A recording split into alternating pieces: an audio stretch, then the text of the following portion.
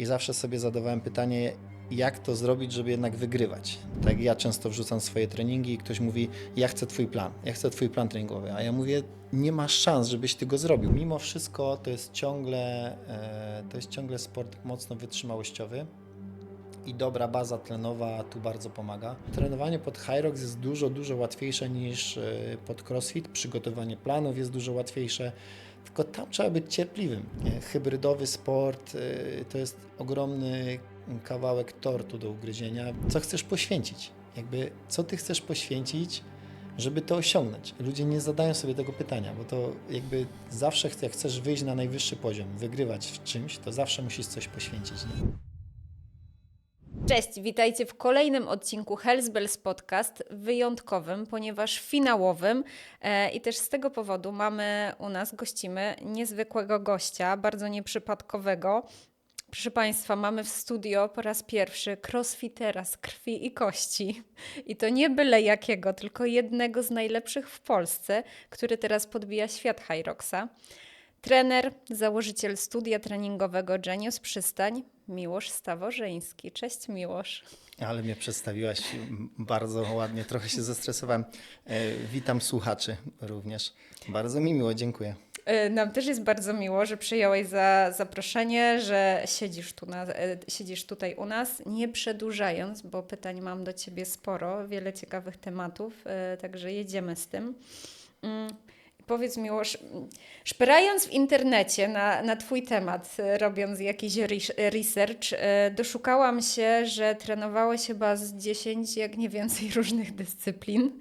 Pływanie, jiu-jitsu, deskorolka, windsurfing, no ale to, w czym zostałeś najdłużej, no to jest crossfit, tak jak już we wstępie powiedziałam. Opowiedz tak pokrótce, jak Ty wszedłeś do tego crossfitu i jak się tam w ogóle rozwijałeś przez te różne lata.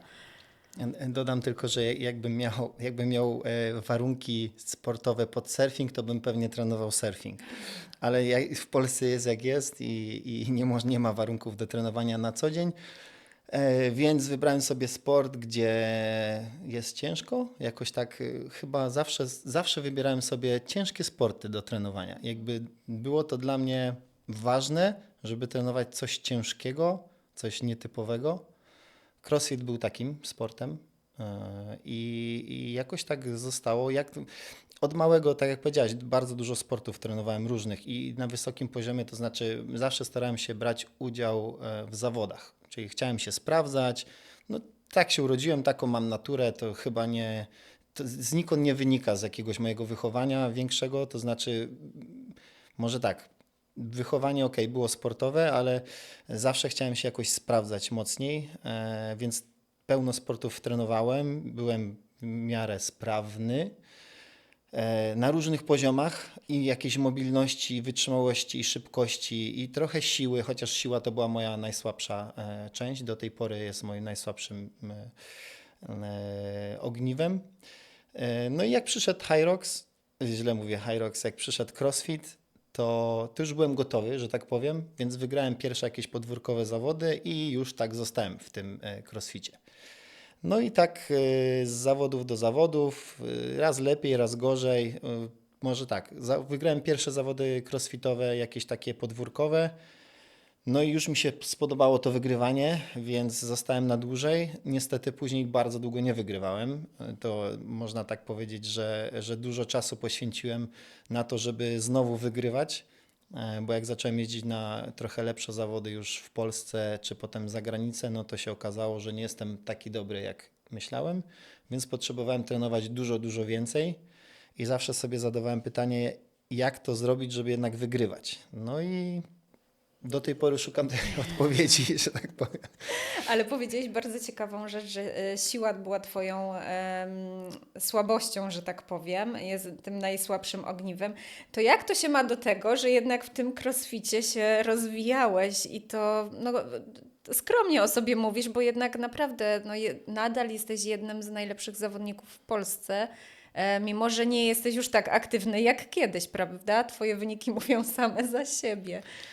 To prawda, chętnie bym spróbował z jakichś zawodów crossfitowych, żeby zobaczyć, na jakim poziomie jestem, bo uważam, że Hyrox bardzo dużo mi dał i chętnie bym teraz to sprawdził i myślę, że jak będą jakieś w Polsce zawody, to spróbuję wystartować, więc zobaczymy.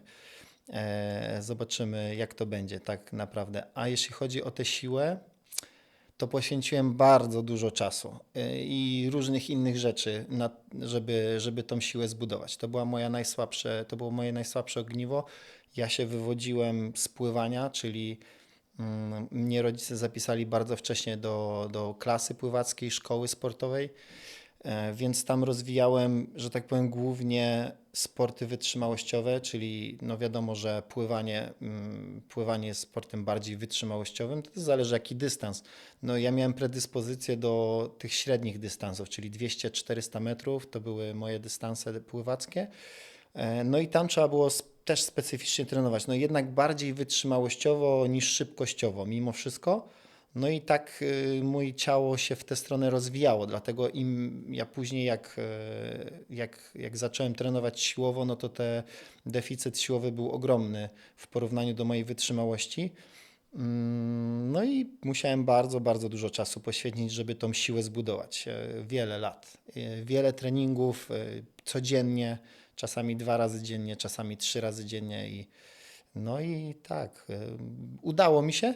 Może powiem tak, to ciągle nie jest wiadomo, niedosyt jest ogromny, ale no zrobiłem ogromny progres. Jestem zadowolony z tego progresu, że tyle czasu poświęciłem i ta siła jest jakaś. Teraz mam jakąś taką bazę wyjściową, siłową. Jak trenuję pod Hyrox, ja sobie robię, wiadomo, te treningi siłowe, ale to pewnie o tym jeszcze pogadamy. To jest nieźle. To jestem zadowolony, mimo że nie trenuję tej siły tak stricte jak kiedyś i nie poświęcam tego czasu tak jak kiedyś, to jestem bardzo zadowolony z tej siły i z tego, co przerobiłem przez tyle lat. To mówiąc o tym, z czego jesteś zadowolony, to takie, jak mówimy o crossficie, takie największe twoje sukcesy, to co było? No, dostanie się na takie największe zawody światowe typu Dubai Fitness Championship, to było 20 najlepszych zawodników ze świata się dostawało wtedy i 10 było na zaproszenie, z 20 było z kwalifikacji, 10 było na zaproszenie i tam było 30 najlepszych zawodników na świecie i tam zająłem chyba 16 miejsce wtedy. Czyli połowa stawki, więc całkiem nieźle i to był 2018 rok i pamiętam, to były najtrudniejsze zawody, jakie kiedykolwiek zrobiłem, bo to były 4-dniowe zawody, gdzie to wtedy się nie zdarzało. Było 15 różnych workoutów. Były tak wykańczające jeszcze w tej pogodzie i no naprawdę dużo przeżyłem i dużo mi dały te zawody. Wszystkie inne zawody później porównywałem do tych zawodów i jak były jakieś super ciężkie zadania crossfitowe, to ja machałem ręką, mówię, w Dubaju to było, w Dubaju to było, to jest pikuś. I to prawda, że to było tak, że ja wygrywałem często jakieś inne mniejsze zawody, porównując sobie do tych zawodów w Dubaju i mówiłem, kurde, przeżyłem 3 razy trudniejsze treningi, byłem 5 razy bardziej zmęczony, jakby nie mam na co narzekać tutaj, nie? I jakby tym mentalem też byłem w stanie wygrać. No drugie takie zawody to były w Miami, też były Wodapalooza, też bardzo takie popularne zawody i tam też wtedy się dostawało tylko 20 zawodników z całego świata, więc i tam też zająłem właśnie chyba też jakoś 17 miejsce, 16-17, więc no też naprawdę nieźle. Tam w którymś workaucie w połowie zadania zrzuciłem sobie sztangę na palca i mi pękł palec, więc resztę zadań robiłem z pękniętym palcem. Ale to w ogóle nie była żadna wymówka, w sumie nikt o tym tak naprawdę nie wiedział, jakby nawet nie mówiłem o tym bardzo, no ale tam przy takich rzeczach jak burpeesy i jakieś takie bieganie szybsze, no to już to było bardzo czuć, no ale tak to się zdarza. Nie? Więc to były takie moje największe zawody. W Europie też wiele fajnych zawodów wygrałem, typu w Atenach są bardzo fajne Athens Throwdowns, tam wygrałem też zawody w sumie nieraz. W Pradze były takie jednorazowy rzut, to były bardzo fajne zawody, też super ekipa tam wtedy przyjechała, europejska, więc tam też wygrałem. No było takich trochę tych zawodów. A w ogóle crossfit w Europie, on dalej jest na takim, wiesz, hypie, jak był kiedyś, czy to bardzo spadło przez ostatnie lata? Bo ja mam wrażenie, że mniej się o tym mówi, przynajmniej u nas w Polsce na pewno, a w Europie to... Właśnie to jest chyba to, że chyba w Polsce. Chyba tak mi się wydaje, że w Polsce, bo no, Stany tam cały czas to jest na wysokim poziomie. Australia tak samo, że tak powiem, jak obserwuję, co tam się dzieje. W Europie, no to Anglia też bardzo wysoko stoi. Chociaż widzę, że też idzie trend właśnie przejścia już trochę na Hyroxa. Hiszpania chyba bardzo dobrze sobie radzi w ogóle z Hyroxem, z CrossFitem. Skandynawia mi się też Skandynawia kojarzy, też no nie? zawsze, Dziewczyny, oni też, te tak. takie Oni, najlepsze, Islandia nie? tam dokładnie, no Norwegia, oni też sobie fajnie radzą, więc chyba to w Polsce jest tak, że to troszkę ucichło. Myślę, że przyjdzie jeszcze czas na takie coś. Uważam, że docelowo CrossFit będzie miał jeszcze jakby drugą szansę w Polsce, bo może być tak, to znaczy to jest moje gdybanie oczywiście, może być tak, że w którymś momencie Hyrox może się znudzić i ludzie powiedzą, dobra, jestem szybki, jestem sprawny, wytrzymały, umiem wykroki, umiem wallbole, może czas się nauczyć dwuboju, trochę gimnastyki, dać sobie więcej czasu, więcej skilla i może jednak spróbować w crossficie. Więc możliwe, że jest taka szansa i taki scenariusz się wydarzy, ale to jeszcze znowu potrzeba czasu. No tak, ale rzeczywiście ma to sens, co mówisz, że my też się zastanawialiśmy, no jednak Hyrox jest bardzo powtarzalny, cały czas masz to samo, no nie? To z jednej strony jest fajne, bo pozwala Ci się bardzo dobrze przygotować, ale z drugiej strony w pewnym momencie się nudzisz, jeśli zwłaszcza jesteś takim zawodnikiem, który potrzebuje różnych bodźców. No to ile czasu, ile lat na takim średnim powiedzmy poziomie możesz wytrwać w tym Hyroxie, kiedy nastąpi transfer do kolejnej dyscypliny? Dokładnie. Wiesz co, to pytanie trzeba byłoby zadać triatlonistom, którzy, wiesz, oni, no to jest właśnie ciekawe pytanie, no bo kiedy może być ta nuda i triatloniści, zobacz, oni trenują non-stop to samo, oni cały czas biegają, ile można pływać, ile można biegać, ile można jeździć godzin na rowerze, wiesz o co chodzi. Wiem. A jednak najlepsi to robią i chyba najlepsi jednak mają coś z głową. No jednak mają coś z głową i oni mają taki umiejętność przekraczania tej nudy, tych granic, takich normalny człowiek by powiedział, dobra, ile już mogę jeździć na tym rowerze, a jednak zawodowiec i profesjonalista powie, no daj mi jeszcze godzinę, tak, daj mi jeszcze chwilę pojeździć, dobra, to jeszcze jeden dzień, to jeszcze jeden dzień. I to jest też moja metoda takiego przekraczania jeden dzień.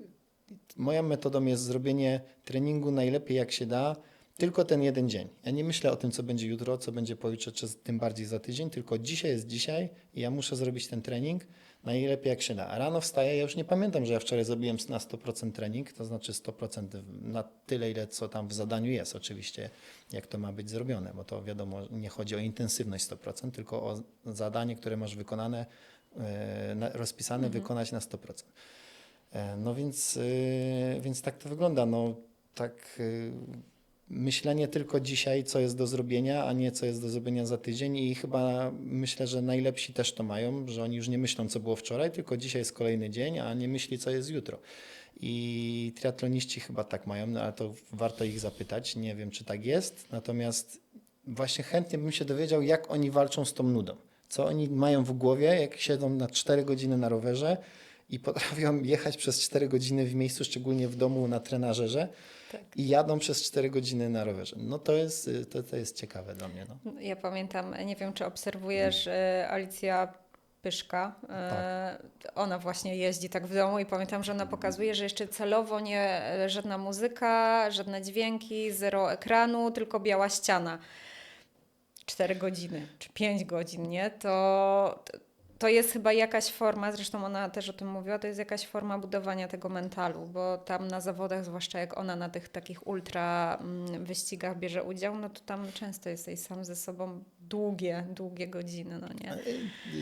To na pewno, ten mental jest kluczowy w tych sportach, żeby umieć wytrzymać psychicznie sobie z różnymi, że tak powiem, demonami w głowie i tak naprawdę możesz właśnie tym treningiem te demony zabijać, a później na zawodach tych demonów już tak bardzo nie ma. Albo jak się pojawiają, to łatwiej jest z nimi po prostu walczyć. Druga rzecz jest taka, że trening to jest, ja zawsze powtarzam, że trening to jest ta najtrudniejsza rzecz, a same zawody są najprzyjemniejszą rzeczą, nie? Bo jak jedziesz na zawody gdziekolwiek, obojętnie jakie, to zawsze masz tłum, który ci kibicuje, gdzieś tam ludzie stoją, zawsze cię wspierają, są też znajomi, są kamery, jest jakieś muzyki, nie wiadomo co, no chyba, że jedziesz na triatlonie, no to ja mówię o naszym na przykład sporcie, CrossFit, Hyrox, to tam zawody to jest najprzyjemniejsza część, nie? Bo ty już swoje zrobiłeś, najtrudniejsze zrobiłeś i teraz musisz pokazać, co tam wytrenowałeś, a przy muzyce, przy pełnej oprawie, że tak powiem, zawodów, to jest super. To jest super i ja zawsze się cieszę i ja nigdy się nie stresuję zawodami, to znaczy nigdy, jak kiedyś ja sobie to wypracowałem, ale ja się na przykład nie stresuję zawodami, bo ja mówię, najtrudniejsze rzeczy już robiłem. Ja robiłem treningi trudniejsze niż same zawody. Tak zawsze trenuję, staram się być przygotowany do zawodów, robiąc treningi i zadania cięższe niż będą na zawodach. Oczywiście progresując to, nie robię tak, że po prostu każdy trening jest super ciężki. No ja się cieszę tymi zawodami. Te zawody to jest coś, czego nie mogę się doczekać i tak naprawdę moment, kiedy zawody się kończą, to jest takie, kurde, znowu trzeba wracać do pracy. No i co teraz? Daję sobie tam kilka dni wolnego, no i zaczyna się to znowu nieprzyjemne, nie? No, No tak, no bo tam nie ma tej dopaminki w Nie ma. treningu, nie zawsze ona się pojawia, a na zawodach jednak jest takim legalnym dopingiem te rzeczy, o których mówiłeś. Zanim przejdziemy do Hyroxa, chcę Cię jeszcze zapytać o jedną rzecz, właściwie powiązaną z Hyroxem, bo chcę zapytać, czego CrossFit Cię nauczył, co Ty teraz fajnie widzisz, że przekładasz, wykorzystujesz w Hyroxie? Nauczył mnie być cierpliwym. Na pewno wszystko trwa i nie da się tego przyspieszyć i to jest pierwsza rzecz, którą trzeba zrozumieć, że im szybciej coś chcesz zrobić, tym gorzej to wychodzi, że jednak bycie cierpliwym i patrzenie długoterminowo to jest klucz do sukcesu. Nie da się tego przyspieszyć i trzeba to zrozumieć. Drugą rzeczą, którą mnie CrossFit nauczył, a którą przykładam teraz, to jest umiejętność odpoczywania. Czyli zawodnicy elity bardzo dużo trenują, ale jeszcze lepiej dbają o regenerację. I to jest problem osób początkujących, że oni zaczynają, wymyślają sobie cel, cisną na maksa, ale nie mają czasu na regenerację.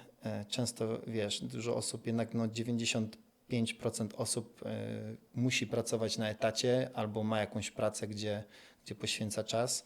No tylko 5% osób może sobie pozwolić na to, żeby zrobić trening, iść zjeść, zdrzemnąć się i za chwilę zrobić drugi trening. I to robi ogromną różnicę niestety, więc nie ma co też patrzeć na to, że zawodnicy robią tak jak robią, oni wrzucają swoje treningi, tak jak ja często wrzucam swoje treningi i ktoś mówi, ja chcę twój plan treningowy, a ja mówię, nie masz szans, żebyś ty go zrobił, jakby ja mam dużo czasu, żeby sobie odpocząć, żeby dobrze zjeść, tak, żeby się zregenerować, a jeżeli tego nie masz, no to raczej nie polecam Ci mojego planu. Poza tym moja wyjściowa forma jest całkiem inna niż Twoja. Ja przez 30 lat trenowałem sport, a Ty pewnie trenujesz od 10 lat albo od iluś, więc ja jestem na całkiem innym poziomie, więc mój plan nie będzie Tobie pasował. Więc druga rzecz to jest na pewno właśnie ten odpoczynek, który mnie CrossFit nauczył, bo ja miałem taką sytuację, że się mocno przetrenowałem i niestety zawsze mówiłem, że przetrenowanie to jest mit, a miałem taką sytuację na CrossFicie, że się mocno przetrenowałem i nie wiedziałem co to jest w ogóle. Ja nie poznawałem swojego organizmu. To był tak ciężki stan dla mnie, że słuchajcie, ja nie mogłem wchodzić po schodach, czyli wejście po schodach bardzo mi mocno sprawiało problem, czyli musiałem się, jak miałem na pierwsze piętro wejść, to w połowie musiałem się zatrzymać i łapać ściany, bo nie mogłem oddechu złapać. Osoba, wiadomo, wytrenowana na maksa. No i to pierwszy raz miałem takie mocne przetrenowanie wtedy i ja wtedy nie wiedziałem, że to jest przetrenowanie, jakby nie wiedziałem, co się dzieje, ale potrzebowałem miesiąc czasu, żeby z tego wyjść, co potem się okazało, jak się dowiadywałem, to wcale nie było długo, bo ludzie z przetrenowań wychodzą po kilka miesięcy nawet. No ale tak, no to przetrenowanie jest rzadkie. Ale jak już się zdarzy, to już jest grubo z organizmem. Tak, To tak. już jest grubo z organizmem. My więc właśnie mieliśmy znajomego, który też crossfit trenował i doświadczył przetrenowania, tylko u niego było, u ciebie to był układ ruchu, jakby dał znać, a u niego układ nerwowy był tak przetrenowany, że on po prostu nie potrafił spać, wiesz, nie potrafił się skupić. Jak szedł na trening, to czuł, że to jest obowiązek, a nie przyjemność. I to było, mówił, że to było totalnie najgorsze chyba 5 czy 6 miesięcy w jego życiu, nie? Musiał totalnie odejść od treningu, przemielić to i dopiero powrót. I masakra po prostu, no. to miałem to samo, to znaczy to ja tylko powiedziałem jeden przykład odnośnie tego, ale to, że ja też nie mogłem spać, że jakby tak bardzo chciałem iść trenować, ale organizm mówił idź odpoczywać, ale nawet odpoczywanie było męczące, jakby super męczące i w którymś ja po prostu musiałem się odciąć w ogóle od tego wszystkiego, więc ja wyjechałem sobie do rodziców na pewien czas. I tam sobie po prostu od rana do wieczora chillowałem i to było jedyne rozwiązanie, jakby, które mi pomogło wtedy. Spacery z psem to były takie bardzo miłe rzeczy. No, i rozmowy z rodzicami, jakieś takie, w ogóle nie myślenie o żadnym sporcie, całkiem inne. Zmieniłem środowisko i to mi bardzo pomogło i w którymś momencie chyba po prostu wyłączyłem to. To było miesiąc czasu i ja powiedziałem, chyba to jest czas, żeby spróbować. No i nie wiem, coś sobie poukładałem w głowie. To jest bardzo ciężkie. Ja sobie z tym poradziłem, ale ja rozmawiałem z wieloma osobami, które miały przetrenowanie, takie poważne i no oni niestety nie mogli sobie tego włączyć w głowie. Ja jakoś sobie to przetrawiłem, przez godzinami myślałem, jak to zrobić i jak bardzo chcę wrócić do tego trenowania i jakoś mi udało się, że tak powiem. To jest dobre słowo, udało się, bo ja w sumie nie wiem, jak ja to zrobiłem, tak naprawdę. Pewnie na każdego jest też trochę inny Dokładnie, sposób. każdy no ma nie? inny sposób. No, ważne, żeby to zrozumieć, że to jest i próbować to na różne sposoby niwelować. Żeby w ogóle się nie pojawiło też, nie? To dlatego tak ważna jest ta regeneracja i uwzględnianie jej w planie treningowym. Ja zawsze powtarzam ludziom, których trenuję, że jakby dzień regeneracyjny to jest część planu, no nie? To po prostu jest jednostka, Dokładnie. którą masz do zrealizowania i tyle. Wracając do Hyroxa. Pierwszy start. Zawsze o to pytamy i powiedz, jak to było u Ciebie, bo ja już wiem, że to tam od razu odbyło się z przytupem ten pierwszy start, prawda? Nie wiem, czy z przytupem, natomiast ja go doskonale pamiętam i słuchajcie, on mnie tak wymęczył, bo ja poszedłem bez przygotowania. Ja trenowałem trochę crossfit wtedy jeszcze, że tak powiem, to był bardzo mój taki przejściowy okres. Ja przenosiłem się z jednego klubu do drugiego, tam jakieś miałem problemy różne swoje, no i taka dziewczyna powiedziała, słuchaj, nie chcesz wystartować w Hyroxie, mam bilet, ja nie mogę wystartować. Za 2 tygodnie start. Mówię, dobra, jasne, że lubię wyzwania, czemu nie? No i popatrzyłem, co tam jest, mówię, co to jest. To w Katowicach było 3 lata temu. Popatrzyłem, co tam jest, mówię, dobra, to muszę trochę pobiegać. No to wiadomo, pobiegałem tam tydzień czasu, bo wcześniej nie biegałem. Zrobiłem ten spacer farmera, bo chyba mówię, dobra, to dam radę. No i tak z partyzanta, że tak powiem, poszedłem. Zająłem wtedy 3. miejsce, ale wiadomo, to też był fart, no bo w tamtych czasie no, to nie było popularne w Polsce, więc tych zawodników też nie było dużo. Chociaż na pierwszym miejscu był wtedy ze mną na podium był Tomasz Dworik, nie wiem czy kojarzycie, z Elite 15 teraz. Tak. No to była osoba na pierwszym miejscu. Na drugim miejscu też była jakaś znana osoba i ja byłem na 3, więc to było też ciekawe. Ja wtedy nie wiedziałem, kim oni są tak naprawdę. Dopiero później sobie zobaczyłem, że to są oni. No i co? Pamiętam, że po ciągnięciu sanek musiałem się zatrzymać, złapać oddech i to był pierwszy raz w mojej sportowej karierze, że miałem w głowie myśl, żeby się zatrzymać. I właściwie to się, źle mówię, zatrzymać, zejść z trasy, bo tak się źle czułem, tak tragicznie i pierwszy raz nie wiedziałem, co się też z moim organizmem dzieje. Mówię, no ogromne zmęczenie no i nie zatrzymałem się ostatecznie, to znaczy źle powiedziałem. Zatrzymałem się, szedłem przez, nie wiem, minutę może, może półtorej, nie wiem, nie jestem w stanie stwierdzić. Do momentu aż złapałem oddech i akurat chyba tam chciałem dobiec do mojej Pauliny i powiedzieć jej, że schodzę, ale mówię, dobra, to dojdę do niej. No ale tak już zanim doszedłem do niej jej powiedzieć, to mówię, dobra, chyba jednak spróbuję. No i pobiegłem dalej, jakoś drugi bieg włączyłem i super mi się później biegło. I do tej pory stwierdzam, że mam zawsze tak samo. Czyli u mnie najgorszy, najtrudniejszy bieg jest zawsze po trzeciej stacji, czyli po ciągnięciu sanek. I teraz już o tym wiem, więc już taktykę stosuję, ale wszystkie moje Hyroxy, które startowałem, tak naprawdę ten trzeci bieg był najgorszy. Tam się najbardziej źle czułem i moment, kiedy to przetrwałem, ja dostawałem drugiego biegu i byłem w stanie biec. Więc w sumie dużo mnie nauczył ten pierwszy start. Tak naprawdę, bo ja go analizowałem bardzo długo. Ja ogólnie na co dzień nie jestem takim ścisłym umysłem i nie analizuję za dużo, natomiast moje starty mocno analizuję. Wszystkie rzeczy zastanawiam się, gdzie tam jakie emocje były, co tam zrobiłem nie tak i później wdrażam to, próbuję to poprawić w treningach. No ale właśnie po tym pierwszym starcie, który był bardzo dobry, znaczy wiesz, wynik ostatecznie był bardzo dobry. Byłeś trzeci, chyba dostałeś nawet slota na mistrzostwa, prawda? Tak, dokładnie. No, ale w jednym z podcastów powiedziałeś, że zrobiłeś sobie po tym pierwszym starcie rok przerwy od Hyroxa. I to był błąd. Ale użyłeś słów, zapisałam sobie nawet, nie byłem przekonany. Czemu ty nie byłeś przekonany po tym pierwszym Hyroxie i co się stało, że jednak nastąpił powrót? Bardzo dobre pytanie. I szczerze mówiąc, nie wiem, czemu byłem niepewny. To znaczy, chyba mnie bardzo nie przekonało mnie to zmęczenie. To ono było tak duże.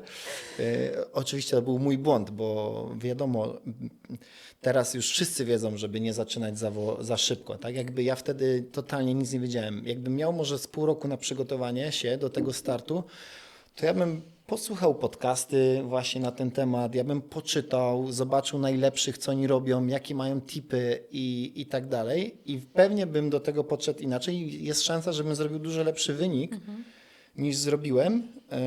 Natomiast no nie miałem na to czasu i po prostu nie wiedziałem, z czym to się je. Więc dla osób, które chcą startować pierwszy raz, to dowiedzcie się, jak co proponują Wam zaawansowane osoby, które już startowały wielokrotnie, więc warto się dowiedzieć i chociaż trochę posłuchać, co mają do powiedzenia, bo ja tego nie zrobiłem i to mnie kosztowało w sumie właśnie ten rok przerwy.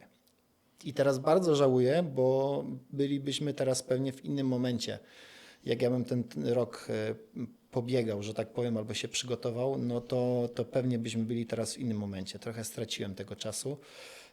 Ja też miałem dużo swoich prywatnych rzeczy, czyli ja wtedy otworzyłem ten mój nowy klub Genius Przystań.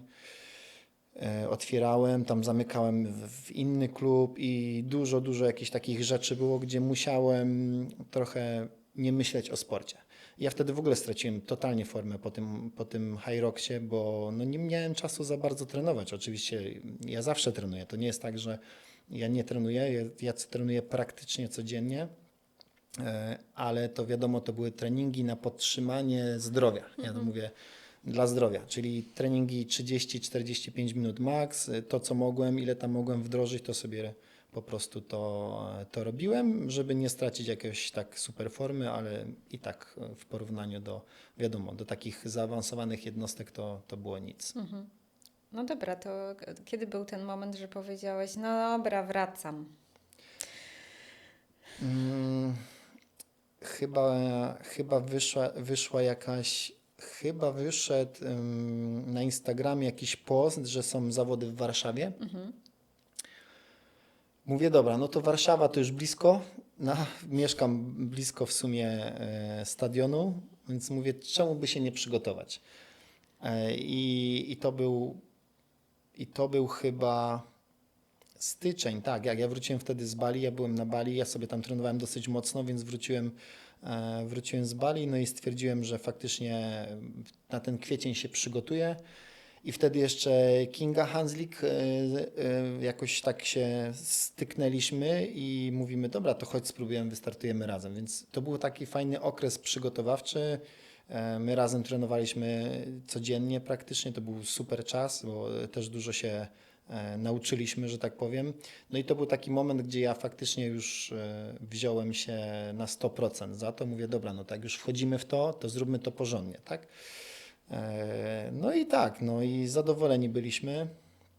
Wtedy nie pobiliśmy tego rekordu Polski, bo chcieliśmy właśnie rekord Polski pobić, ale nie pobiliśmy, ale miesiąc później w Berlinie pobiliśmy ten rekord Polski, to było fajne. No i tak już zostałem, tak naprawdę. Więc zaczęło się od tego, że mieliśmy jakiś cel. Znaczy miałem cel zrobić jak najlepszy wynik, no i z czasem mi się coraz bardziej to podobało. Więc im więcej trenowałem, moje to bieganie było na bardzo kiepskim poziomie wtedy, no ale im więcej tego robiłem, tym łatwiej mi to przychodziło, tym jakoś to zmęczenie takie biegowe potrafiłem przemóc, przeboleć i teraz mi się już biega super. Teraz już nawet mogę szczerze powiedzieć, że lubię bieganie. Gdzie jeszcze naprawdę 1,5 roku temu nie powiedziałbym tego. Ja nawet mówiłem jeszcze z pół roku temu, że komuś opowiadałem, że ktoś mnie pytał, mówi, ja nie lubię biegać. Co ty robisz, że lubisz biegać? Ja mówię, jeszcze pół roku temu też nie lubiłem biegać. Ale widzę, że ta forma rośnie. Chyba przekroczyłem ten moment takiego, nie wiem, mentalnego i fizycznego zmęczenia, gdzie już naprawdę muszę dużo wysiłku włożyć, żeby być zmęczonym i mi jest łatwiej po prostu, ale potrzebowałem na to rok czasu, żeby polubić biegać, nie? Ale ty jesteś kolejną osobą, wiele osób takich znam, że bieganie zaczynają dopiero wtedy lubić, kiedy ono im wychodzi. Tak po prostu, wiesz, no bo rzeczywiście jak nikt tego wcześniej nie robił, ty miałeś doświadczenia z innymi sportami. Myślę też, że twoje pływanie od maleńkości, że tak powiem, teraz wyszło. Ta wytrzymałość wtedy wypracowana, te płuca, które pracowały, jednak teraz na bieganiu oddają. I w sumie to nie mogę się doczekać, jak będzie za rok, za 2, może za 3, bo ja widzę to, co powiedziałaś, że to dopiero teraz oddaję. Jak były zawody crossfitowe i było jakieś bieganie, to ja byłem tam jednym z lepszych, można powiedzieć, zawodników. Czyli wszędzie, gdzie były z ciężarem ciała coś do zrobienia, albo właśnie jakieś bieganie, to nawet nieźle mi to wychodziło i tam zawsze w jakiejś czołówce byłem. Może nie wygrywałem, ale zawsze w jakiejś czołówce tam byłem z tym bieganiem i to już wtedy pokazywało, że ta moja wytrzymałość jest jednak dominującym moim takim aspektem fizycznym, fizjologicznym. No i teraz wydaje mi się, że jak już zacząłem biegać systematycznie, z planem, no to za rok, za 2 będzie dużo, dużo lepiej. Także ja widzę jeszcze u siebie spory potencjał. Zresztą Tomasz Dworyk, o którym rozmawialiśmy, on ma 41 lat chyba teraz, czy 42. Ma wyniki niesamowite, więc to pokazuje, że też można robić ogromne progresy w różnym wieku, w starszym, że tak powiem. No nie wiem, czy 42 jest starszym, ale no na pewno dla sportowca to nie jest mało. Ale to pokazuje, że da się zrobić te wyniki i robić progres. I myślę, że jeszcze nie doszedłem do swoich 100% wydolnościowych. Jestem w stanie to mocno poprawić. No ale tak jak mówiliśmy na początku, potrzebne jest bardzo dużo czasu. Dlatego ja teraz nie patrzę sobie na to, co będzie za 2, 3, 5 miesięcy, czy nawet za rok, tylko bliżej patrzę za 2, za 3 lata. Wtedy będę mógł, myślę, powalczyć już tak mocniej na arenie europejskiej, może nawet światowej, zobaczymy.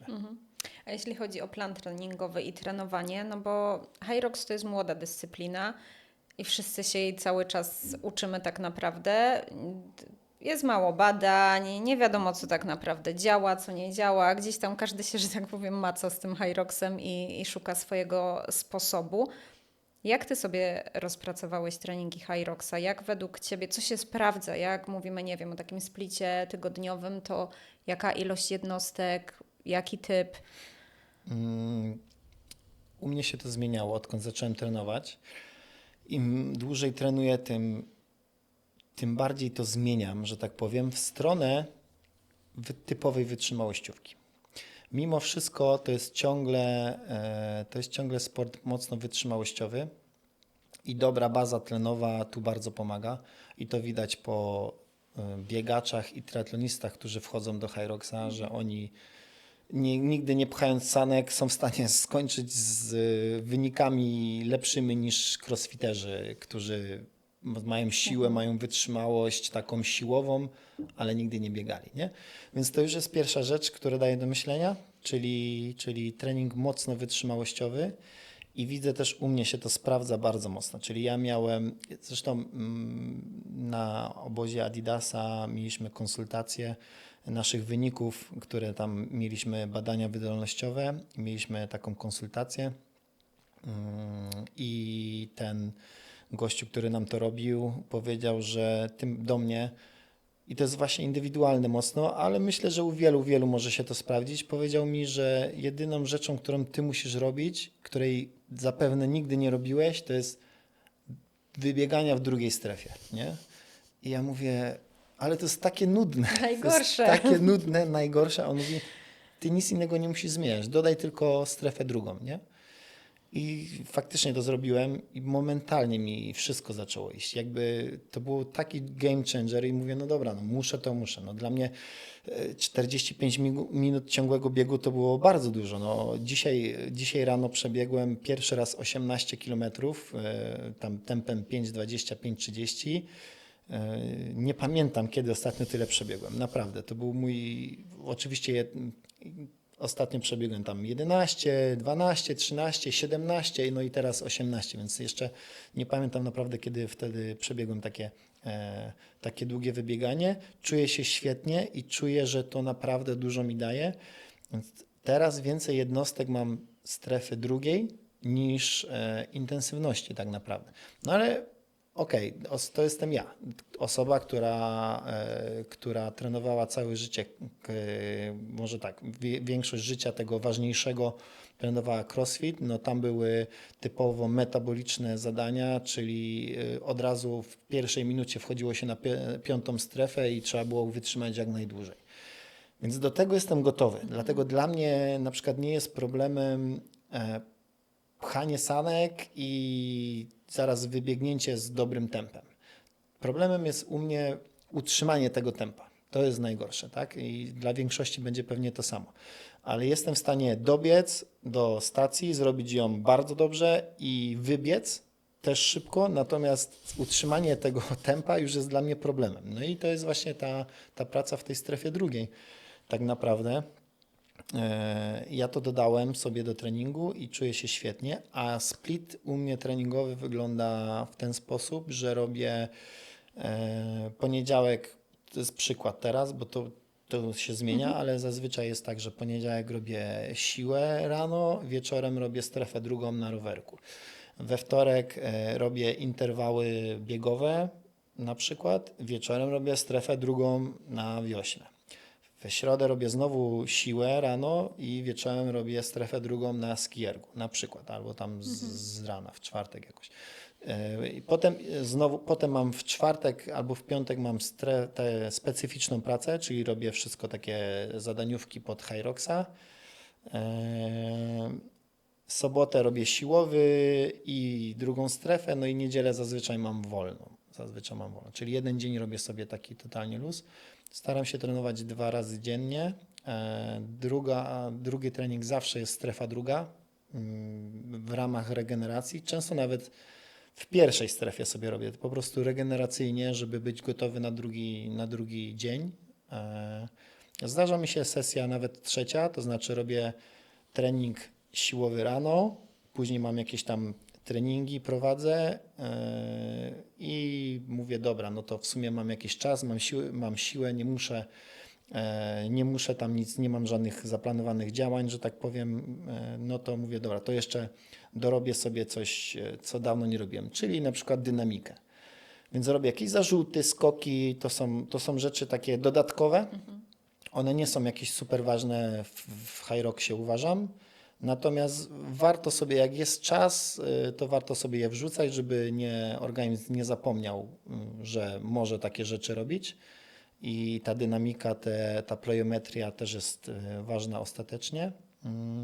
Wrzucam sobie też jako trzeci trening izometrię, czyli znowu robię na przykład trening siłowy, Wieczorem wiem, że mam strefę drugą, ale w ciągu dnia mam jeszcze jakieś, nie wiem, pół godziny wolne, no to robię izometrię na łydki, na uda, tam w wykroku, jakieś trzymania przy ścianie, jakieś planki i tak dalej, i tak dalej.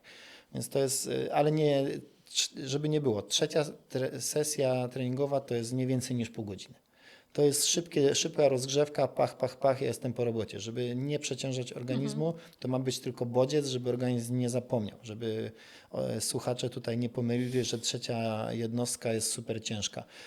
Ja mam jedną dziennie jednostkę w miarę ciężką, czyli jak jest siła, no to skupiam się na sile. Jak jest druga sesja i trzecia sesja, one są bardzo lekkie w ramach właśnie regeneracji albo budowania bazy.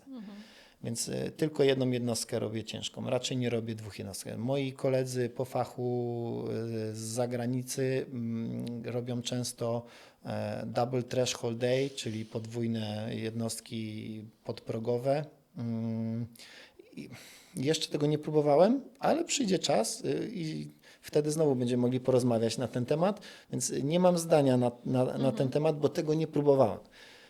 Jak to spróbuję, a przyjdzie taki czas, najpierw sobie chcę zbudować tą bazę, to wtedy spróbuję właśnie te jednostki podwójny threshold robić, więc zobaczymy. Powiem Ci, że ja mam wrażenie, no bo ten double threshold day jest takim, takie obok zontu to jest chyba takie najpopularniejsze podejście teraz, jeśli chodzi o Hyroxa i trenowanie. I ja mam wrażenie, że więcej amatorów, takich przeciętnych zawodników próbuje te podwójne dni niż tych na najwyższym poziomie, bo no to jest, kurczę, to jest takie obciążenie dla organizmu. Musisz tak rozsądnie podejść i zaplanować tak naprawdę cały tydzień pod ten podwójny dzień na takim dociśniętym gazie, że to nie jest łatwe i no trzeba, tak jak Ty powiedziałeś to gdzieś między słowami, no amatorzy nie mogą trenować tak jak ci na najwyższym poziomie i pewne treningi, pewne jednostki są zarezerwowane tylko dla tych, którzy mogą sobie pozwolić na odpowiednią regenerację.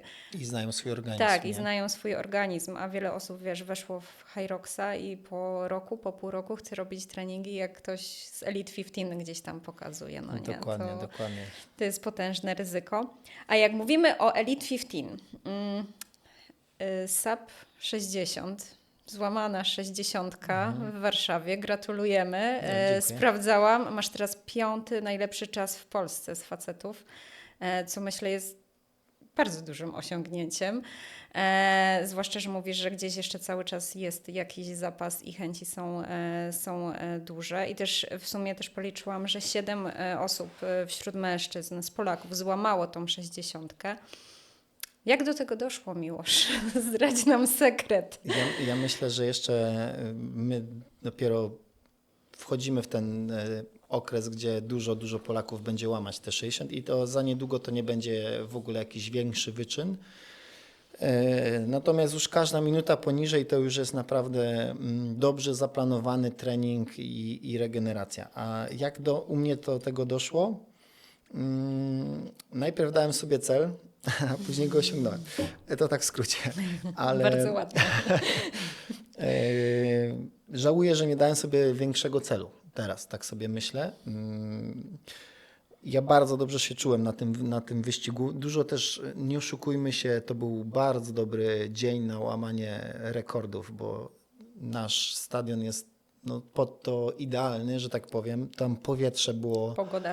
Pogoda zrobiła swoje. Powietrze było bardzo dobre, więc na pewno nie można tego porównywać do innych zawodów. Tak, nie wiem, czy to zawodów, które są na dworze, tam w Rzymie chyba były na zewnątrz, one robione w Berlinie, też jest bardzo szybki tor, ale mimo wszystko jest na dworze. Więc ja pamiętam, że to też jest niemiarodajne, bo my biegliśmy wtedy w Berlinie, to było zaraz przed taką, nie wiem czy kojarzycie, tam była taka ogromna burza. Startowaliśmy też rok temu. I jak my akurat skończyliśmy, dosłownie ja rzucałem wallbole i zaczęło na mnie kapać w ostatnich tam 20 wallballach zaczął padać deszcz, więc idealnie się zmieściliśmy w tym czasie. Natomiast bieganie nie było łatwe, bo raz biegliśmy z wiatrem, a raz pod wiatr. I tam był taki moment, gdzie biegliśmy, mi się wydawało, że biegnę w miejscu, bo był tak wielki wiatr przed tą burzą, że i niestety to było niemiarodajne. Tak? No w naszej Warszawie było ekstra. Jakby jestem zachwycony tymi warunkami. Tam ekipa z Hyrox Poland zrobiła totalnie wypas, super to zrobili i gratulacje dla nich. Natomiast co do mojego startu, to ja jestem zadowolony z tego wszystkiego. Ja byłem chory. Niestety ja zachorowałem tydzień wcześniej, czyli w niedzielę. To była taka historia, że już miałem, ja zrobiłem w sobotę ostatni mocny trening, czyli 6 dni przed startem. To był mój ostatni mocny trening i to był naprawdę ciężko przepracowany okres. Przez 2 miesiące nie robiłem żadnego rest dayu, ja tam robiłem sobie taki challenge. Mówię, zobaczymy jak daleko zajdę, nie robiłem żadnych dni odpoczynku przez 2 miesiące. Moim dniem odpoczynku było po prostu strefa druga, czyli po prostu wolna jazda. I zrobiłem w sobotę bardzo, bardzo ciężki trening, ostatni test, no i miałem takie szkolenie właśnie prowadziłem dla osób, które pierwszy raz startują w Hyroxie, więc im tam mówiłem, na co zwracać uwagę, więc miało z 3 godzin się przeciągnęło na 5 godzin. Później jechałem na jakieś otwarcie knajpy, zostałem zaproszony, więc tam siedziałem też dosyć długo, do pierwszej, oczywiście bez żadnego alkoholu, żeby nie było. Wróciłem i od rana miałem pracę, dosyć wymagającą, bo tam z rodzinami pracuję, więc to było, czułem mocne zmęczenie i najlepsze było to, że już chciałem jechać do domu już taki zmęczony po takim całym dniu pracy w tą niedzielę i wtedy Kamil Kuszmider przyjeżdża do mnie i mówi, no to co, dawaj trening zrobimy, no nie? I ja mówię, nie Kamil, jestem tak zmęczony, już jestem tak zmęczony, że słuchaj, no, chciałem mu powiedzieć, dobra, on przyjechał z Płońska, więc już nie chciałem mówić, że no stary, no nie mam siły, więc zrobiłem ten trening i to był największy błąd, bo my zrobiliśmy bardzo mocno ten trening. Oczywiście Kamil lubi cisnąć mocno, więc zrobiliśmy bardzo mocno ten trening. Ja wróciłem do domu i ja już wiedziałem, że jest po mnie. Jakby rozchorowałem się, to była niedziela wieczór, w poniedziałek wstałem zakatarzony, z bólem gardła, z bólem mięśni i walczyłem przez cały tydzień, żeby móc wystartować w Warszawie w piątek rano. Więc ja w czwartek rano jeszcze nie byłem pewny, czy w ogóle wystartuję. Wstałem w czwartek rano, ale czułem się trochę lepiej. Naprawdę wszystkie moje znajomości, jakie tylko mogłem, lekarzy, zaangażowałem w to, żeby mi pomogli. No i w piątek rano wstałem, mówię, dobra, nie jest źle, idę. I początek był odnośnie startu. I nie wiedziałem, czego się spodziewać. Bardzo się bałem tego startu ze względu na to, że no nie wiedziałem, jak moje serce zareaguje. Wiadomo, po chorobie zaraz, nawet bym powiedział jeszcze w chorobie, no to trzeba uważać, bo zapalenie serca często się zdarza, jak ktoś się nie wyleczy do końca.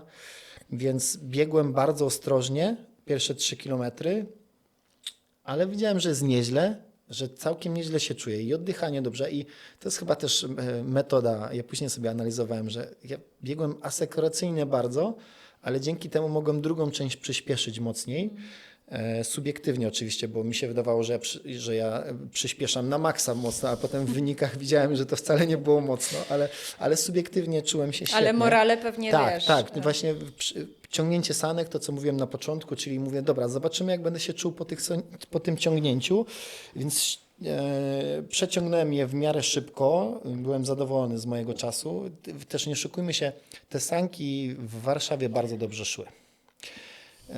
To jest kontrowersja, o której byśmy mogli nagrać Właśnie, osobny no nie? podcast. I wiesz, bardzo dobrze szły te sanki, więc jak zacząłem biec, mówię, kurde, no nie jestem aż taki zmęczony, jakby mogę pocisnąć. No i to był moment, gdzie mówię, dobra, jest okej, jak przeżyłem pierwsze 3 kilometry, to chyba już gorzej nie będzie, więc przyspieszyłem, dobrze mi się biegło. Na tyle dobrze, że w sumie mogłem zrobić wallballa unbroken, nie wiem czemu nie zrobiłem. 81 i 19 rzuciłem wallballę. Więc całkiem dobrze, ale czemu ja puściłem tą piłkę? W sumie to nie wiem, jakiś tam chyba walkę wewnętrzną w głowie przegrałem, bo to była czysta głowa, bo fizycznie czułem się świetnie. Jak wbiegałem na metę, to też czułem się bardzo dobrze. Jakby nie padałem na ziemię, czułem jakieś zmęczenie, ale to był moment, gdzie ja zobaczyłem wynik 59-36 i mówię, tutaj spokojnie mogłem urwać minutę, nie? Jakby gdyby może nie ten początek, no moglibyśmy gdybać tak naprawdę, ale jest wynik jaki jest, jestem zadowolony. Nie powiem, ciężko trenowałem przez te ostatnie 2 miesiące pod to, specyficznie, mocno specyficznie, czyli robiłem dużo compromise running. Tak naprawdę uważałem na tamten moment, jakby wiadomo, to wszystko potrzebny jest czas, żeby zbudować. Ja ja jestem taki, że nie buduję wszystkiego naraz, tylko widzę, gdzie mam największy problem i próbuję go zniwelować. Potem jadę na zawody, teraz już inny jest problem, no to próbuję ten problem zniwelować. Nie robię wszystkiego naraz. Raczej tylko małymi krokami te problemy próbuję niwelować i to u mnie się sprawdza, ale to mówię, to jestem bardzo cierpliwy. Ja patrzę mocno długoterminowo na wszystkie rzeczy i wiem, że jest jeszcze dużo do poprawy, szczególnie w tym starcie, co teraz był, to tam widziałem dużo rzeczy, które mogę zrobić, natomiast te 2 miesiące przygotowań no, dużo mi dały i tam biegałem właśnie, oprócz tego, że robiłem dorzuciłem to Zone 2, o którym mówiliśmy, tę drugą strefę, no to robiłem te biegi łączone ze stacjami. I to mi dużo dało, tak, i to mi dużo. To jest dużo pewności, to znaczy właśnie to jest też ważne. To bieganie, łączenie stacji i biegu, celem było zawsze, żeby wbiec na bieżnię od razu na pełną moc, nie rozkręcać się powoli, tylko celem zawsze było na pełną moc i drugim celem było moment, kiedy zejdę z bieżni, to było od razu złapać za sanki. Co by się nie działo, nie wiadomo jak było ogromne zmęczenie, złapać za sanki. I to był mój cel, który ja sobie wypracowałem. Na zawodach było inaczej. Ja podbiegałem, robiłem 3 oddechy, gdzie wcześniej na treningu tego nie robiłem, tak? Więc po prostu łapałem i celem było wypchać sanki jak najdalej. Powiedzmy, że o tych sankach teraz. Więc celem było wypchać te sanki jak najdalej do palenia nogi i jak jeszcze pali, to jeszcze trochę, tak?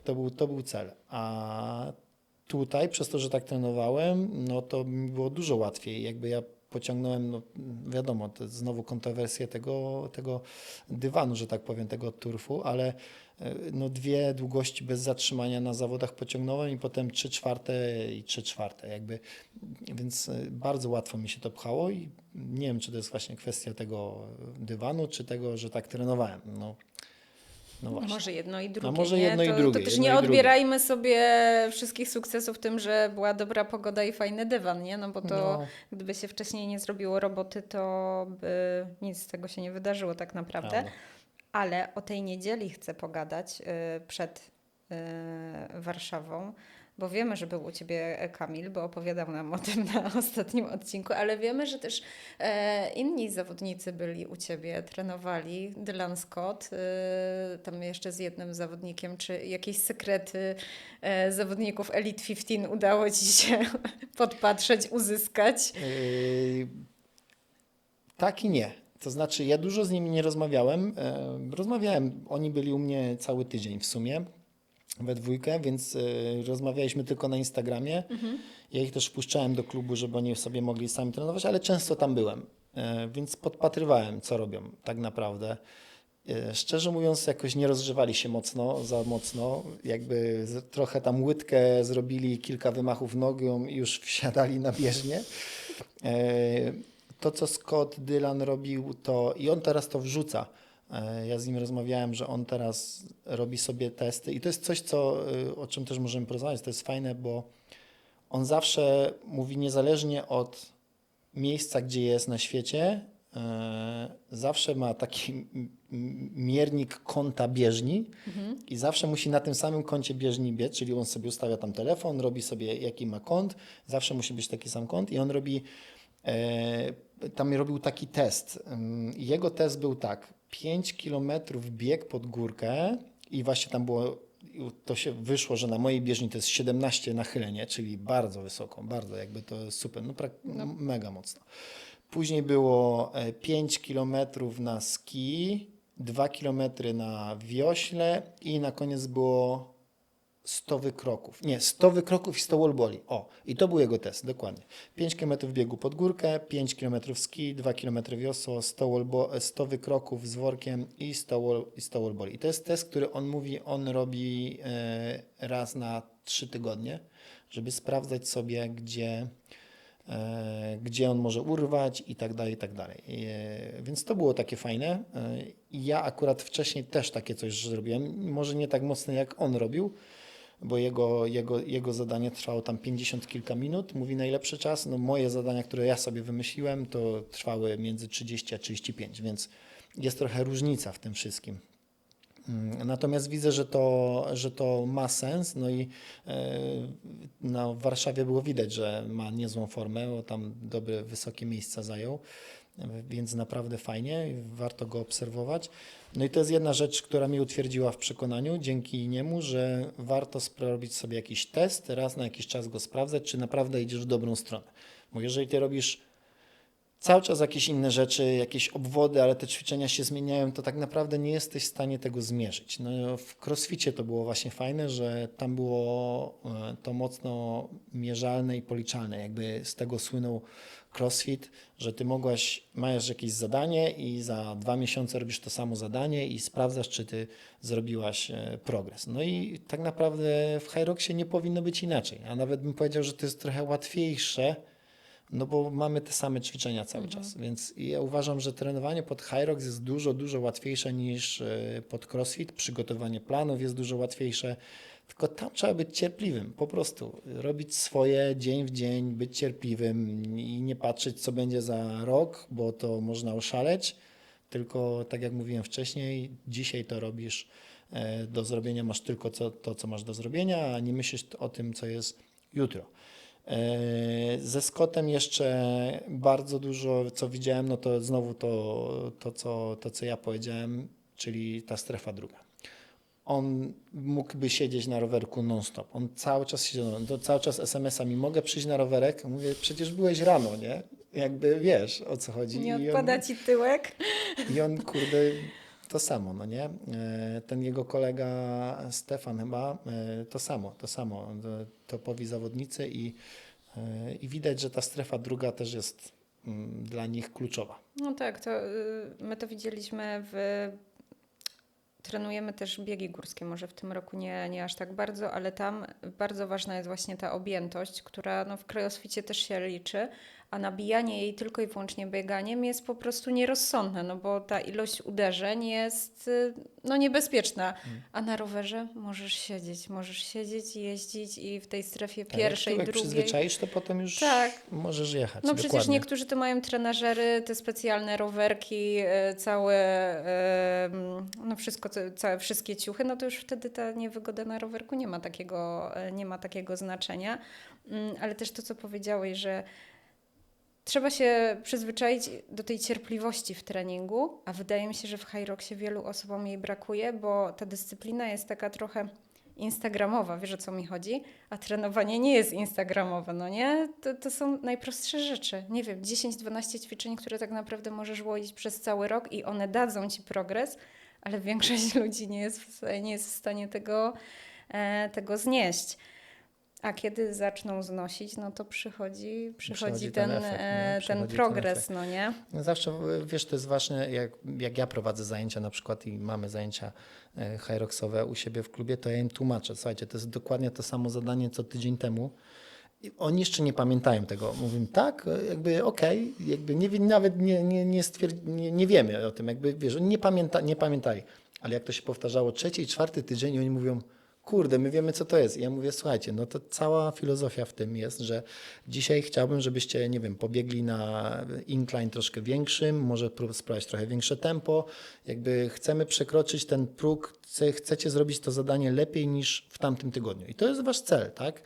Jakby i oni to rozumieją, więc jak ja dużo mówię, dlaczego, po co i tak dalej, to im jest łatwiej to zrozumieć. Ale jeżeli ja bym nie mówił tego, no to oni powiedzą, o Jezu, znowu to samo, o nie, no nie, a jakby przez to, że ja tłumaczę dlaczego i tak dalej, to jest im troszkę łatwiej po prostu to zrobić. No my zawodnicy musimy sami sobie to mówić, tak? Jakby my często nie mamy trenerów, chociaż nie zawsze. Natomiast no, sami do siebie mówię, ok, to zadanie, dobra, w tamtym tygodniu, czy tam 2 tygodnie temu było, dobra, to tak, tam pobiegłem, ja mam zapisane sobie, dobra, pobiegłem na takim tempie, bieżnia była 15,5 tempo, tutaj worek był taki, ok, no i wszystko mam zapisane, czytam, dzisiaj muszę zrobić lepiej. Mhm. No właśnie, jak mówisz o trenowaniu innych ludzi, masz jedną własną przestrzeń, studio, drugie się otwiera, mówiłeś na jednym podcaście, Tak. Zapisałam sobie, żeby Cię o to wypytać, bo ma tam być strefa stricte nastawiona na Hyrox. Czego się możemy spodziewać i kiedy otwarcie? Tak, no otwarcie jak dobrze pójdzie to już za miesiąc, czyli początek czerwca, no to Super. znaczy robimy wszystko, żeby tak było. I na razie idzie zgodnie z planem, więc jesteśmy dobrej myśli, więc pierwszy tydzień czerwca, może drugi max. I będzie tak, będą dwie sale i jedna będzie typowo zrobiona właśnie pod Hyrox, czyli będą cztery sledy, wszystkiego po cztery. Zastanawiam się, czy nie pójść jeszcze, wcisnąć jeszcze jednego, żeby było jednak 5, bo docelowo, chociaż z drugiej strony myślę, że na to będzie też czas. W razie czego dokleję jeden dywan i będzie miejsce na to. Na ten moment będą wszystkiego po 4, czyli 4 bieżnie, 4 wiosła, 4 skiergi, wiadomo, 4 rowerki, 4 sledy. Może nawet bieżni zrobimy więcej, zobaczymy. Jeszcze mam na to chwilę. Sprzęt akurat na sam koniec będzie. No i tak, i to będą typowo, i będziemy i prowadzić zajęcia typowo crossfit hyroxowe, ale też niekoniecznie hyroxowe. Chcemy coś nowego zrobić. Mam na to fajny pomysł, taki typowy strength and conditioning, ale w taki ciekawy sposób.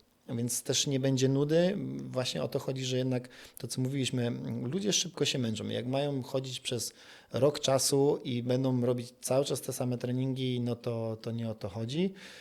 Chcemy im dać progres, ale też chcemy, żeby się dobrze przy tym bawili i wiesz, no nie nudzili. O, może tak, nie nudzili. Więc mam na to fajny pomysł.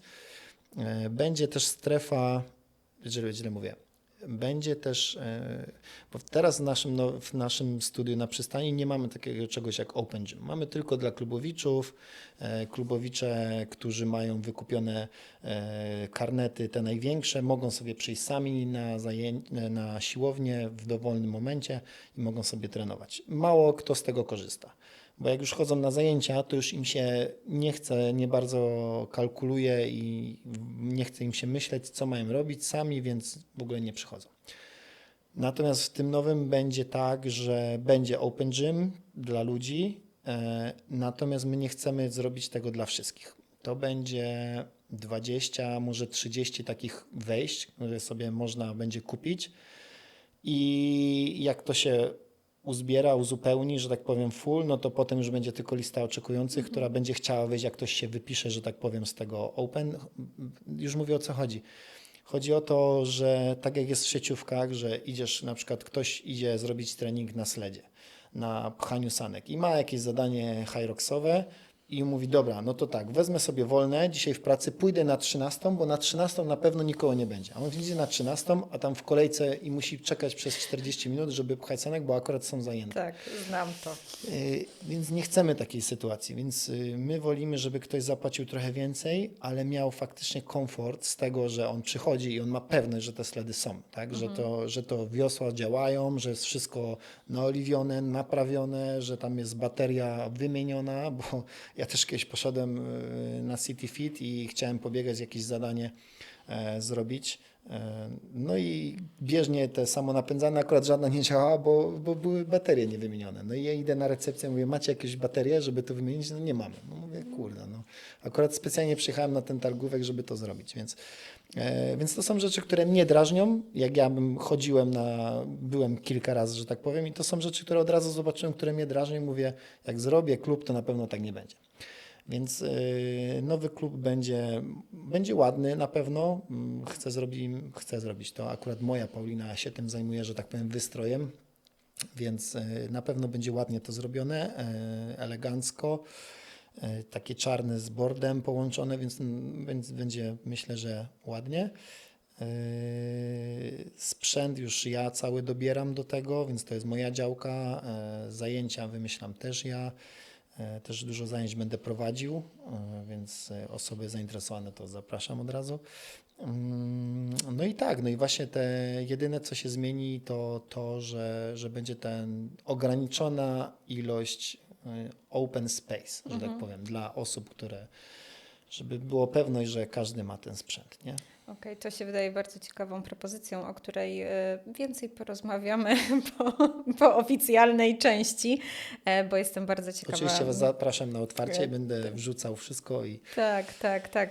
To na pewno przyjedziemy zobaczyć, bo my sami odwiedzamy różne miejsca w Warszawie, szukamy, wiesz, tego High Rocks Training Club z takiego prawdziwego zdarzenia. Nie ma i nie zanosi się na to, bo te kolejne się otwierają, mówią, że takie są, a jednak nie są. nie są. Nie? No, Powiedz dokładnie. jeszcze tylko, jeśli chodzi o sprzęt, dywan, będzie ten... Tak, oryginalny dywan Centr już jest kupiony. Okej, Tak, okej, to jest no. najważniejsze. No i I koncepty. No, I no to są koncepty. takie Tak, dwie podstawowe rzeczy. Będziemy za to mocno trzymać kciuki i na pewno przyjedziemy. Myślę, na że będzie super, będzie ekstra. Z Zapraszam. tego, co opowiadasz, to tak się zapowiada, że w końcu będziemy mieli klub z prawdziwego zdarzenia. Jesteś zawodnikiem, jesteś trenerem, jesteś właścicielem miejsca treningowego, już 2 prawie za chwilę, ale jesteś też w innej postaci beneficjentem tego rozwoju Hyroxa w Polsce. Masz przyjemność współpracować z Adidasem, prawda? Prawda? Powiedz mi, czy można tak powiedzieć, że mamy w Polsce zawodnika na kontrakcie, który można powiedzieć, że się utrzymuje ze sportu? Aż tak nie. Aż tak nie można tego powiedzieć, że się utrzymuje ze sportu. Na pewno jest to bardzo fajny dodatek do mojego sportu, do naszego sportu. Bardzo Adidas pomaga we wszystkim. W życiu codziennym sportowca bardzo pomaga i nie ma czym, jakby bardzo doceniam ich pracę, że właśnie mnie dostrzegli, zobaczyli i pomogli. Dzięki temu jakby nie muszę się martwić o wiele rzeczy dnia codziennego treningu. Naprawdę o wiele rzeczy. Mało tego, mogłem dzięki dzięki kontraktowi, że tak powiem, zrezygnować sobie z indywidualnych treningów na rzecz tego, że mogę trenować. Więc to jest naprawdę fajne. No to już brzmi jak taka propozycja prowadząca do być może w przyszłości czegoś większego, prawda? No tak. To na pewno jest potencjał. Myślę, że znajdą się w przyszłości zawodnicy, którzy będą mieli potężne kontrakty z takimi markami właśnie jak Adidas. I tak jak troszkę rozmawialiśmy, to hybrydowy sport to jest ogromny kawałek tortu do ugryzienia, więc duże firmy będą o to walczyć. A ja bardzo się utożsamiam z Adidasem. Zawsze go lubiłem, zawsze gdzieś tam od małego wybierałem, że tak powiem, Adidas. Nie można tego odmieniać, właśnie, to jest ważne, że zawsze wybierałem Adidas niż inne marki. I tym bardziej jestem super zadowolony i bardzo polecam ten sprzęt ludziom, więc dużo osób mnie pyta, jakie buty polecasz do tego Hyroxa, a jakie polecasz do treningu normalnego, więc ja w nich trenuję i wiem, że super się trenuje, więc je polecam. No też byłeś w tej siedzibie Adidasa, prawda? Na tym wielkim zjeździe zawodników Hyrox i CrossFit. To było super. To na pewno potężne wyróżnienie i powiedz mi, czy tam działy się rzeczy, które właśnie prowadzą Adidasa w stronę tych sportów hybrydowych tak mocniej? Tak. Adidas chce mocno iść w sport hybrydowy i to są już takie działania mocno przyszłościowe, to co oni tam robili, robiliśmy różne testy, więc widać, że chcą iść, ja nie chcę mówić za nich, to jest to, co ja widziałem tak naprawdę, ale to muszą oni sami chyba powiedzieć na ten temat, natomiast to, co ja widziałem, to bardzo chcą iść w stronę właśnie sprzętu pod sporty hybrydowe, takie jak ATEX, czyli ATHX, CrossFit widzę, że tam chcą mocno wejść też w CrossFit, już wchodzą, tak, oni już tam są. W Hyrox też gdzieś tam się przewija, chociaż wiadomo, tam kontrakty z Pumą są i tak dalej. Więc to nie jest takie łatwe, ale na pewno jest dużo zwolenników Adidas, którzy biorą udział w Hyroxie. Tam są takie zawody, jedne z najlepszych na świecie i teraz niedawno się skończyły Project Fitness, to są też takie zawody, oni też tam chcą wejść, więc widać, że idą w tę stronę i to jest fajne, bo w sumie wydaje mi się, że brakowało takiej dużej, fajnej, solidnej firmy, która gdzieś tam będzie wspierać zawodników i która będzie się pokazywać. To jest to, co tam wyniosłem z tego jeszcze wyjazdu, to jest to, że oni naprawdę dbają o zawodników. Jakby my to mogliśmy poczuć tam, że my traktowani byliśmy tam jak gwiazdy i to było tak niesamowite. I oni mieli takie hasło, że wszystko dla zawodnika. Jakby to było ich hasło i naprawdę tak się czuliśmy, jak najlepsi, w sumie tam byli najlepsi na świecie, bo tam był mistrz świata w crossficie. Też był mistrz świata w Hyroxie, aktualni mistrzowie, więc byli najlepsi na świecie i reszta osób, które tam były, też mogły się tak poczuć. Nie? My razem wszyscy spędzaliśmy czas, a cała ta otoczka, cała ta ekipa, która nas tam przyjmowała, która z nami, która nam mówiła, co ma robić, no to było naprawdę, czuliśmy się jak tacy najbardziej doświadczeni, najbardziej opłacalni, z największą kasą zawodnicy światowej klasy. To było ekstra.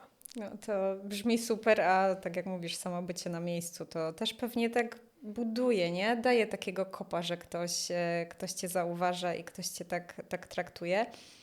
Ale powiedziałeś ATHX, a właśnie, jak powiedzieć to? ATX Games? Atex, tak się mówi. ATX Games w Polsce będą. Kiedy? Czy nie będą? Fajnie by było. To jest Polska jest dobrym rynkiem. Oni chyba jeszcze tego nie widzą, ale no jednak wydaje mi się, że jest dużo osób, które coś tam biegają. Jest dużo zawodników CrossFit, którzy może nie są na najwyższym poziomie, ale chcieliby startować w zawodach, więc ATEX daje taką szansę.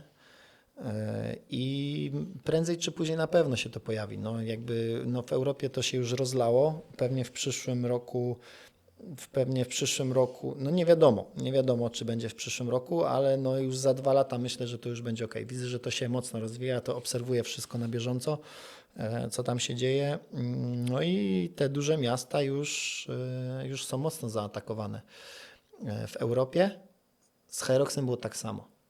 Były pojedyncze miasta w Europie, a teraz w Polsce już masz 4 przecież. To jest dużo. To jest jak na Europę. Tak. W Polsce mamy 4, bo mamy Katowice, Gdańsk, Warszawa, Poznań. To w innych krajach nie ma tak dużo. Nie? Tam we Francji chyba było 2 albo 3 max.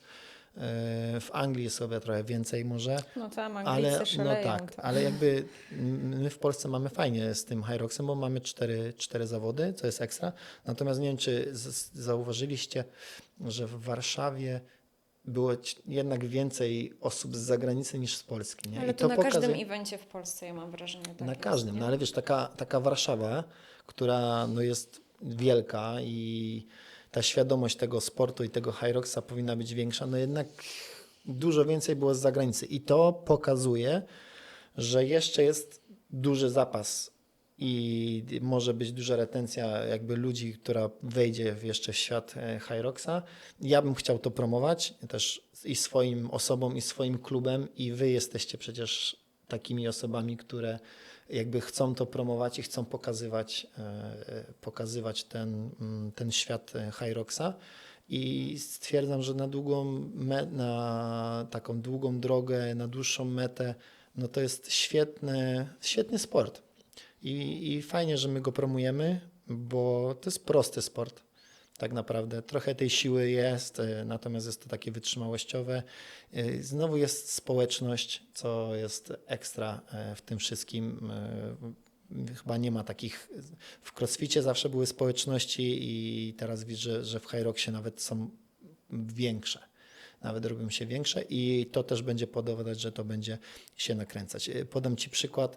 Karol, z którym trenuję, na początku roku pytam go, to co, zapisujesz się na tego Hyroxa, będziesz startował? Mówi, przestań, i tam biegam raz w tygodniu, nie chcę mi się. To dosyć zaawansowany chłopak, zawodnik. Mówi, nie, gdzie tam.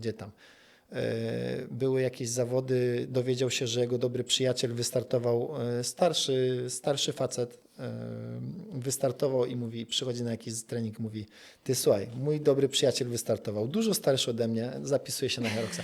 I tak będzie, i tak to będzie wyglądać, że ktoś mówi, nie, ja nie, ale zobaczy, że ktoś tam wystartował, ten dał radę, to ja nie dam radę, dobra, idę, nie? Tak. I tak to będzie szło, a jak już się raz wystartuje, każdy wie, że jak się raz wystartuje, to raczej już się to wejdzie.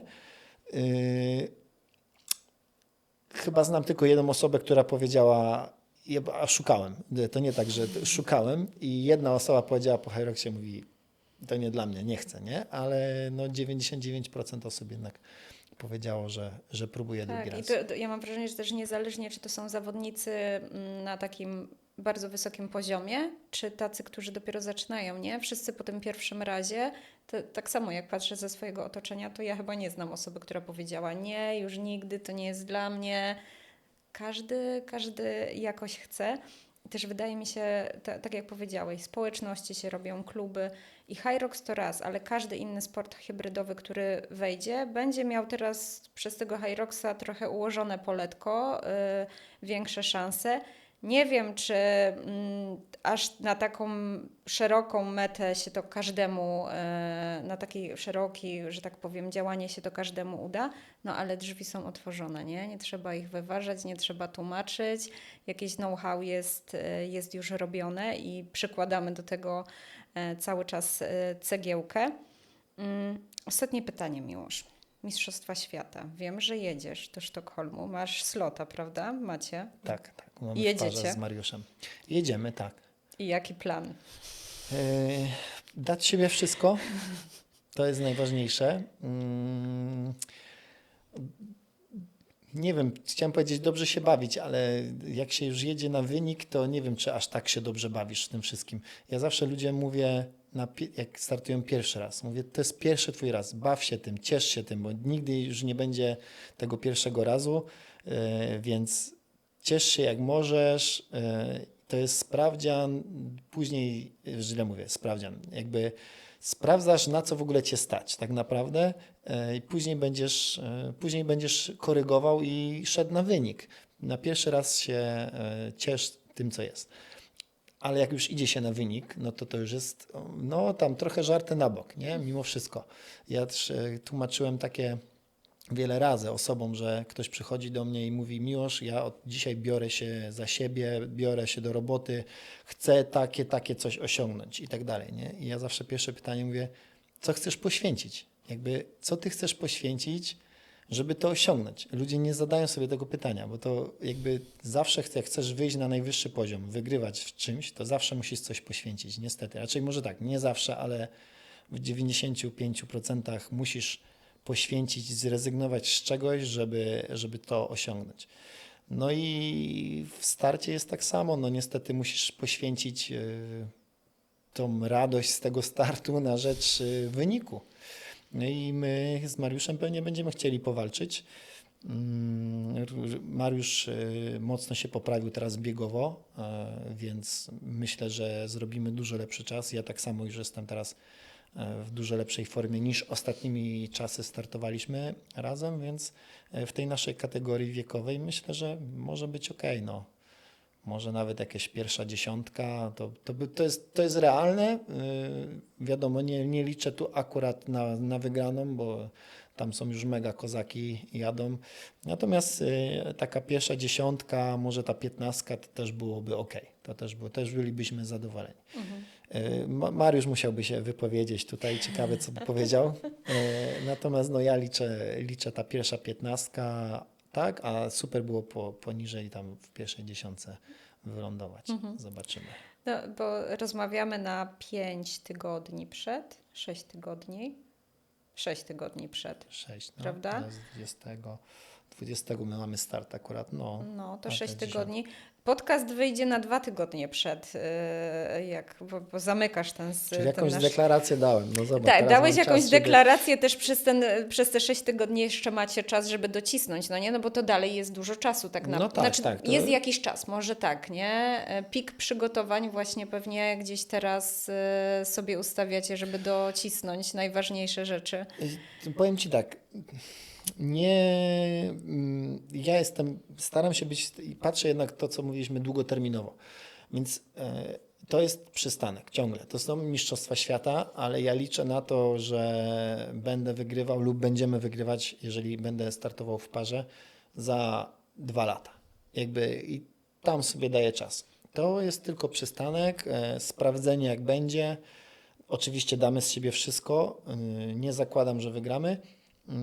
No, więc te moje treningi teraz nie są dostosowane pod to, żeby tam zrobić nie wiadomo jaki wynik. Jakby wiadomo, ja zrobię tapering pod to wszystko, ja się przygotuję, natomiast ja już trenując teraz patrzę, co będzie w przyszłym roku.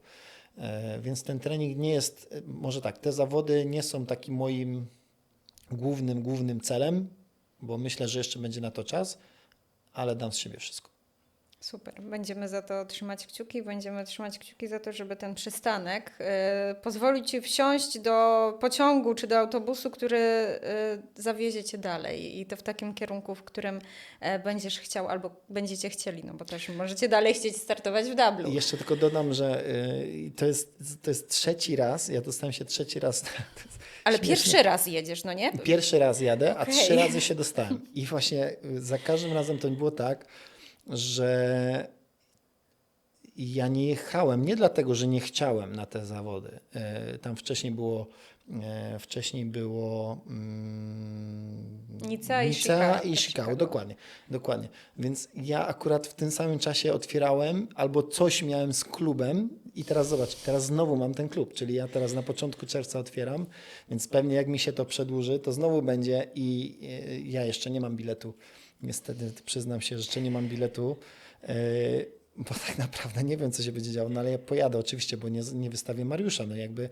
Natomiast forma może być jaka będzie, ja ciągle mocno trenuję, ale ja pamiętam te momenty, kiedy ja otwierałem wcześniej te kluby, dokładnie w tym samym czasie i no tam nie miałem czasu za dużo na trenowanie, nie? Tam było ogarnianie wszystkiego dookoła, a trening to był dosłownie, wpadał jak miałem pół godziny wolnego, więc mam nadzieję, że teraz tak nie będzie, że jednak otworzę się wcześniej, będę musiał zrobić, co mam zrobić, poukładam wszystko tak, jak ma być i pojadę na spokojnie do Sztokholmu. Ale też no, trzeba pamiętać, że to, bo wiele osób myśli, że nie będę trenował przez 2 tygodnie według planu, tylko jakoś trochę lżej, to wszystko, wiesz, wszystko stracone. Minie, No tak, kurde, dokładnie. trenowałeś przez, 30 lat swojego życia, nie? To nie jest tak, że nagle 2 tygodnie, pewnie zrobisz trening na podtrzymanie i dalej będzie dobrze. Może nie aż tak, jakbyś chciał, ale Dokładnie. dalej to, będzie. tak jak mówisz, ludzie myślą, że stracą, że tak naprawdę taki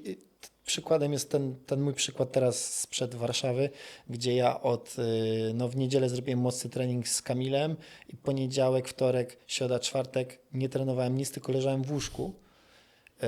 I wiesz, ja też miałem takie, nie dość, że chory, to jeszcze 4 dni nic nie robię, żadnej rozgrzewki takiej, wiesz, jakby przepalenia płuca dzień wcześniej. Więc jak ja przyszedłem na ten start i po tym trzecim biegu okazało się, że kurde, nawet niezła forma jest. I teraz się zastanawiam, czy to przez to, że miałem 4 dni przerwy, no bo wiesz, jakbym był zdrowy, no to pewnie bym trenował do dzień przed startem. A tak miałem wymuszone, to organizm się domagał i widzę, że to ma sens, więc na następne zawody teraz mamy, muszę indywidualnie to zrobić, ale na następne zawody chciałbym właśnie zrobić sobie takie 3 dni nic nie robienia i zobaczę po prostu, czy to było takie chwilowe, czy w te 3 dni faktycznie mi naprawdę dużo dało. Więc ja jestem taki, sprawdzam, dużo się uczę, kombinuję jak mogę, wszystkie zawody, mówię, rozkminiam jak tylko mogę, więc i szukam jakiejś takiej swojej, no tak jak mówiliśmy, Hyrox jest młodym sportem, więc szukamy najlepszych rozwiązań. Oczywiście każdy musi szukać najlepszych rozwiązań dla siebie, tak? No bo każdy organizm jest inny i widzę, że teraz 4 dni przerwy, choroby, no dużo mi dały. No nie wiem, czy to, skąd ja miałem tą siłę, no naprawdę też to rozmyślam nad tym i aż sprawdzę to sobie na następnym starcie i zrobię 4, może 3 dni przerwy, nic nie będę robił, może jakieś rozciąganie, jakieś lekkie rzeczy i sprawdzę, czy faktycznie ta forma nie wystrzeli mi w górę, tak? A następnym razem zrobię sobie na przykład 2 dni przerwy i może będzie lepiej, a innym razem zrobię tylko 1 dzień przerwy albo w ogóle nie zrobię przerwy i wtedy zobaczę. Jakby to, co jest ciekawe też, jak rozmawiam z ludźmi i ludzie mnie pytają, nie, słuchaj, a zrobić 1 dzień przerwy, coś mam robić przed zawodami i tak dalej, i tak dalej. Ja mówię, sprawdź, jakby jeszcze będziesz nie raz startował. Ja mówię o zawodnikach, którzy już tam startują. Mówię, pewnie wystartujesz jeszcze z 10 razy w twoim życiu, albo nawet w tym roku. Mówię, pokombinuj. Popatrz, czy dasz radę, czy ci łatwiej jest, czy masz lepszą formę, czy czujesz się lepiej psychicznie, jak zrobisz 2 dni przerwy, czy może zrobisz taką rozgrzewkę, a może potrzebujesz lżejszej rozgrzewki, a może potrzebujesz właśnie się zajechać. Znam ludzi z crossfitu, którzy właśnie robili trochę ten double threshold day w dniu zawodów i bardzo im dobrze to szło. Czyli rano robili interwały 10 razy 400 na wiośle, a wieczorem szli na zawody. I wygrywali potem zawody. Ale ja to próbowałem później i mówię, no chyba na mnie to nie działa jednak, no nie? Więc Tak. każdy troszkę inaczej, mówię, popatrz, poobserwuj siebie, pokombinuj, masz czas. Miłosz, to koniec. Bardzo Ci dziękuję. Dla nas koniec rozmowy, ale mam nadzieję początek fajnego miejsca treningowego, początek Twoich sukcesów, rozwoju. Trzymamy kciuki w tej krótkiej i długiej perspektywie, żeby to wszystko fajnie się poukładało. Dzięki, że zamknąłeś pojawiłeś się w tym finałowym odcinku i zamykasz pierwszy sezon Hells Bells. Bardzo nam jest miło. I co? Widzimy się na jakichś zawodach. Albo nie, na otwarciu klubu się widzimy, mam otwarciu nadzieję. klubu, Tak, także już Super, za bardzo niedługo. Wam dziękuję za zaproszenie. Też chciałem powiedzieć, że robicie super robotę. Dziękujemy. Bardzo miło się słucha Waszych wywiadów. Fajne osoby też zapraszacie i jak najwięcej Wam życzę i może jeszcze kiedyś się spotkamy. No, Wiesz, ja tu mam część tematów, których w ogóle nie poruszyliśmy, więc spokojnie przyjdzie na Ciebie pora w drugim sezonie też. Tak, Super. dzięki bardzo, Dziękuję, wszystkiego dobrego. dziękuję bardzo.